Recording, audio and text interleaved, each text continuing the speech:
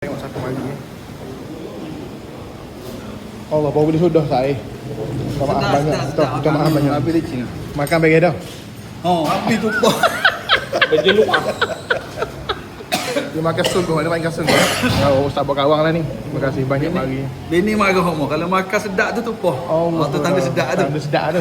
Maknanya bagi. Ha, so, lepas makan. Ustaz bagi mana benarnya? Itu macam ni. Ada jadual ceramah di Terengganu lah. Ustaz ada jadual hari ni. Lepas tu, Tak mari sini. mari sini lah. Ini ada jadual.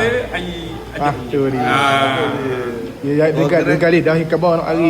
Tadi petang ni sampai airport Terengganu. Oh, Bokeng Jumaat esok. di Jabi tau. Jabi. Jabi. Dia kita mari sini. Kuala Berang lah ni. Mana kata. Cari hari. Terima kasih banyak Ustaz. Oh, hari sambung hari tak? Kuat tarikan dia. Buat tarikan dia. Ustaz kata nak hari kena mari ya. Kena pakat mai rasa Kuala Berang ni. Kabar subuh sedap, kabar subuh. Alhamdulillah. Alhamdulillah. Kena mai tengah rasa belaka. Okey, baik. Terima kasih bang bawa Ustaz mari. Baik. Ke rumah. Biasa Cak Ketiau ni utara. Ni Kuala Berang. Itu belajar dah. Dari belakang awak Ustaz kata luluh tu luluh awak.